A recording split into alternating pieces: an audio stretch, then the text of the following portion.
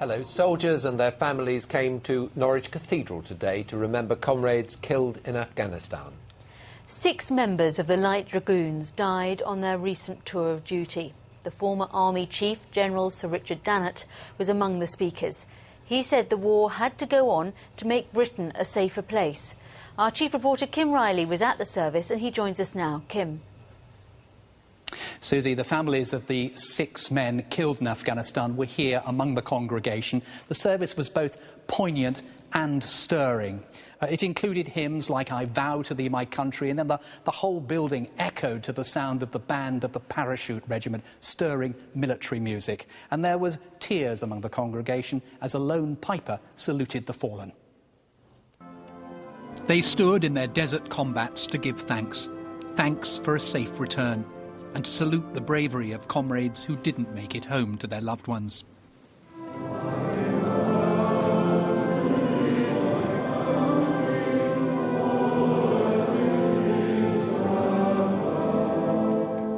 Every member of the Light Dragoons came here with pride. We're very proud of what we've achieved as an organisation. We're very proud of our families who remain strong while we're away. And we're very proud to be part of Norfolk and part of the community. And that's why being here today in this wonderful building is particularly special. Almighty God, who gives more than we desire or deserve, grant to us, the Light Dragoons, that we who strive for our Queen and country may serve you with one heart and mind in true fellowship with each other. In a private ceremony a little earlier, the former head of the Army, General Sir Richard Dannett, had presented 6 families with Elizabeth crosses. This afternoon, quite properly, we have paid tribute to the 6 who made the ultimate sacrifice. We have also given thanks for all that the Light Dragoons Task Force achieved this year in southern Afghanistan.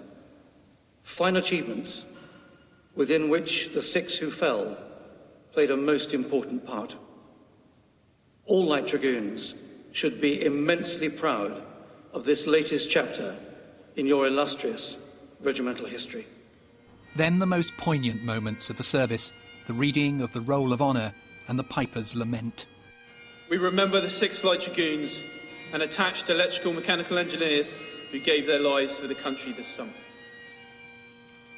Lance Corporal Nigel Moffat, Lance Corporal David Dennis, Trooper Christopher Whiteside, Trooper Philip Lawrence, Craftsman Anthony Lombardi, Lance Corporal Richard Brandon.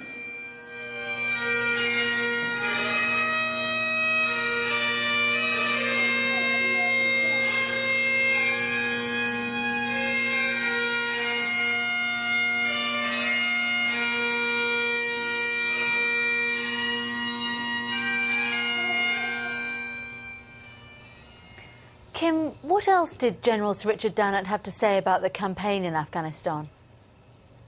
Well, he made a very powerful case, actually, for seeing the campaign through. It had to be done. He said, succeed we will, because succeed we must. He said, basically, there was going to be a real battle for public opinion. And in a sense, the Taliban could do less damage to the army campaign than the public opinion here turning against what the soldiers were doing. It was a battle they simply had to win, and he said the very basically the safety of Britain and our security was at stake.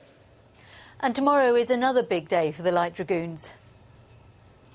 That's right. I mean, a very different sort of day. They're going to march through the streets of Dereham, which is very close to their base at Swanton Morley. It starts at 11 o'clock from the Memorial Hall, and they march round the town through the Market Square, and then they have a service at St Nicholas Church, followed by a civic reception as a kind of public thank you to the efforts they've made. I went to the town this morning. I talked to a number of people, and they really do seem to want to turn out to say thank you and to support them, because not everyone agrees with the campaign, but everyone does agree that what they're doing and the courage they're showing is quite extraordinary. Kim, thank you very much. One of the most prolific criminal gangs in this region has been jailed today for a total of 27 years. Very few parts of Suffolk were left untouched by them, everything from house burglaries to cars. They also ventured into Essex and Norfolk. The gang members admitted conspiracy to steal when they appeared at the Crown Court in Ipswich. They called themselves the Night Creatures and even made their own video introducing themselves. Over 10 months, they committed more than 170 offences across 3 counties, a crime spree netting goods worth £335,000. The court heard Daniel Fiddies needed the money for drugs. Daniel Pugh found their trips exciting. Tom Nichols was already on a curfew. Paul Stevenson described himself as a city scumbag. Paul Watchman was doing it for financial rewards. Tim A. Denton had already been in court 22 times before. And Tyrone Brooks, who's 20 today, wanted money for gambling and cannabis. All admitted conspiracy to burgle and steal. None of them committed all of the crimes. This is one of the cars they took from one of the homes they targeted. Many of their victims were asleep at the time. There's a lady concerned, she was literally terrified as a result, lives in the house, young children present as well, and it's had such a effect on her. She's actually looking at leaving the area and moving elsewhere, unfortunately.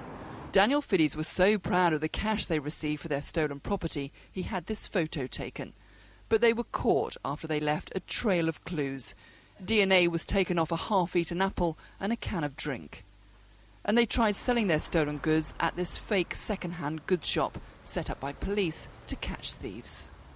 Throughout today's hearing, the 7 men, flanked by 5 security guards, sniggered and made comments. They were finally sentenced in small groups, and as the final ones were led away from the dock, one shouted, "Mum!"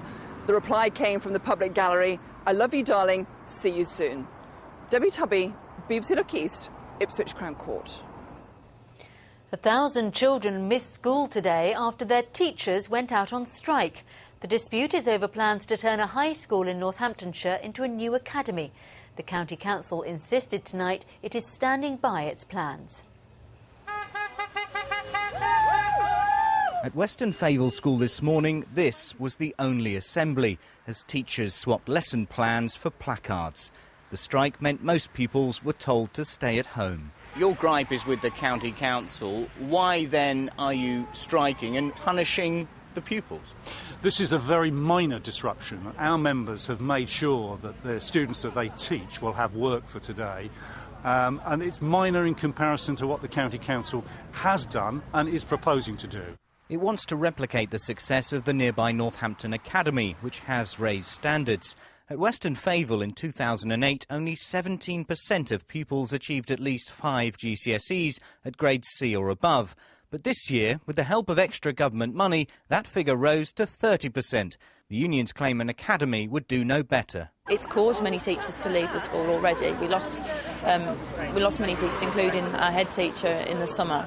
And it has a destabilising effect on teachers not to know what their future is going to be.